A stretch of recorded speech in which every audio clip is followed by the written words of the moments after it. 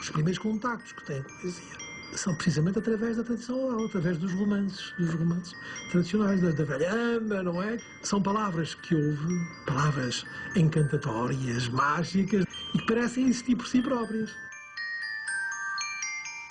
Não tenho nada tenho muito que contar. Ouvi agora, senhores, uma história de pasmar. Passava mais de ano e dia que iam na volta do mar. Já não tinham que comer, já não tinham que manjar. Deitaram sola de molho para o outro dia jantar. Mas a sola era tão rija que a não puderam tragar. Deitam sortes à aventura, qual se havia de matar. Logo foi cair na sorte no ribatão general. Sorte, que não está nada.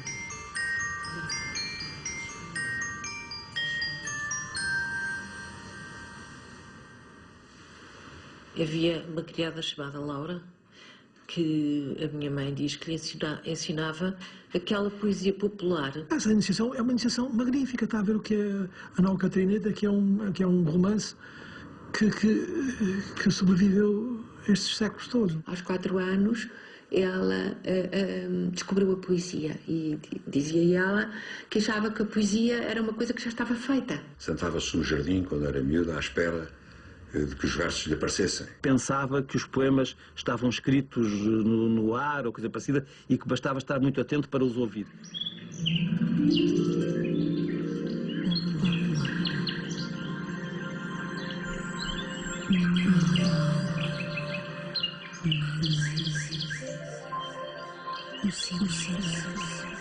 A Sofia nasceu em 1919. Agora é uma pergunta, eu não sei se foi na Rua António Maria Cardoso ou se ainda foi na casa dos avós. Na Rua António Cardoso, perto da casa dos avós, que era no Campo Alegre. Campo Alegre era da família Anderson, era uma quinta muitíssimo bonita, onde havia muitas festas. Que está muito ligada à poesia da minha mãe, aos contos para crianças. Que hoje é uma coisa de botânico. O Jardim Botânico era jardim da casa do avô. Portanto, era uma casa imensa, com um jardim imenso. Dentro dessa casa existe supostamente um lago que tem uma estátua e então é contada a história do rapaz de bronze. A noite, disse o rapaz de bronze, é o dia das coisas, é o dia das flores, das plantas e das estátuas.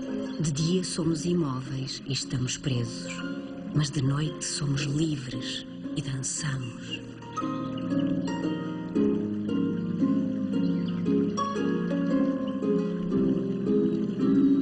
Quando se fala da casa de Campo Alegre e quando se fala numa infância vivida aqui no Porto, ela retrata toda essa vivência na floresta. A floresta tem uma descrição exaustiva de como é que era a casa. Era uma vez uma quinta toda cercada de muros. Tinha arvoredos maravilhosos e antigos. Lagos, fontes, jardins, pomares, bosques, campos e um grande parque seguido por um pinhal que avançava quase até ao mar. Era nessa quinta que morava Isabel. Um dia, resolveu fazer uma casa pequenina e imaginar que os anões viriam morar nela. E imagina que aconteceu uma coisa fantástica. Isabel não se cansava de olhar e pensava: que coisa extraordinária! Fiz uma casa para um anão que não existia e o anão apareceu. A mãe era de Lisboa e a família da mãe, a família Melbrenner, era toda de Lisboa. Tia Maria era uma pessoa que era filha do médico do rei Dom Carlos, não é? Tinham vivido na corte, tio João. Tio João era uma pessoa muito boa, muito simples, um caçador. Era um apaixonado da natureza, era um homem que, como a minha mãe, falava sozinho, que não estava bem, às vezes ficava completamente absorvido. Tinha imensos cães e contava com o pai os cães que subiam as escadas e entravam no quarto dela, que o pai vinha mostrar os cães, vinha a mostrar a ela aos cães. Porque queria que os cães chamassem esse bebê, que era Sofia, para conhecer. Era a primeira filha. Tinha 3 irmãos mais novos. A mãe dela sempre lhe reconheceu um espaço para ela. Sempre achou que, acho que sempre deve ter achado que ela era uma pessoa diferente e deixou-a ter uma vida diferente. Eu lembro-me que ela almoçava umas horas a que a gente não almoçava, que ela se deitava umas horas que a gente se deitava. Tinha uma liberdade absoluta. Ela diz muitas vezes que fazia tudo quanto queria. E toda a gente que conheceu a Sofia sabe que a tia Maria percebeu desde sempre que a Sofia era uma pessoa diferente. E não se pode dizer que apostou nela, mas facilitou-lhe sempre que a Sofia pudesse ser aquilo que ela queria ser. No verão, eles estavam na Casa do Mar, que era uma casa mesmo em cima do mar, mesmo nas dunas. Era uma casa bastante pequena, caiada, com umas varandas muito simples, podia ser uma casa de pescador.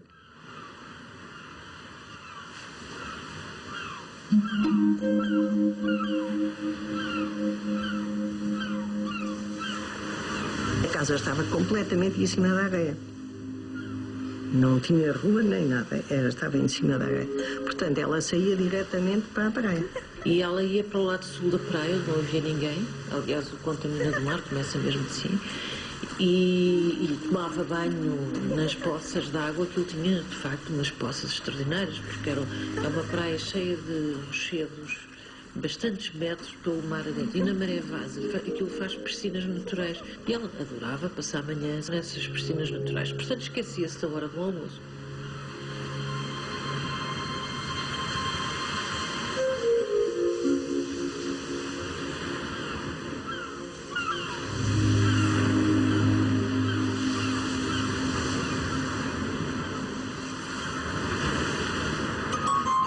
A minha mãe fez estudos primários e secundários, dos 7 aos 17, no Sagrado Coração de Maria, que era chamado o Colégio do Rosário, do Porto. E as freiras gostavam imenso dela.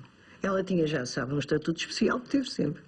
Tinha um estatuto especial, mas elas já acharam que ela que escrever português e que era uma aluna muitíssimo boa, não é? Sofia, contrariamente ao que seria normal numa menina, enfim, da classe social dela, fez uma coisa estranhíssima para a geração dela, foi ter feito o 5º ano do liceu, e não só o 5º ano, como o 7º ano do liceu também, e foi para a Universidade, para a Faculdade de Letras de Lisboa, que na altura era na Academia das Ciências, onde esteve 3 anos a estudar Filologia Clássica. Um curso superior que não finalizou.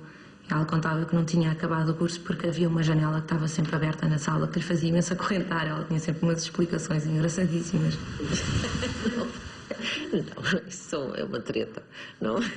Quer dizer, não, pronto, contam sempre muitas coisas. Não, eu acho que a minha mãe tinha que se levantar cedo, tinha que ter uma certa disciplina de trabalho, e ela era bastante diletante e gostava, sobretudo era uma pessoa extremamente rebelde e muito independente, e gostava de ter a sua própria cultura, de ser autodidata, e sempre ouvi dizer que as pessoas com quem ela aprendeu mais, que foi a mãe, que foi o avô. A mãe dela teve uma grande influência sobre ela, que lhe dava muitos bons livros para ler e que desde muito cedo começou a ler e começou a escrever. Aliás, ela publica alguns poemas nos cadernos de poesia, e logo esses poemas são já indicativos daquilo que vai ser a poesia dela. A poesia da Sofia começa por uma grande atenção à natureza, às árvores, aos jardins, ao mar. Essas pequenas coisas que são no fundo muito concretas e que fazem parte da nossa existência, que dão sentido à nossa existência, não é? A inspiração dela vinha da observação, sobretudo de ver as coisas, de ver a realidade. A ideia para ela era uma coisa muito concreta que estava provada, que se podia provar, como ao cheiro.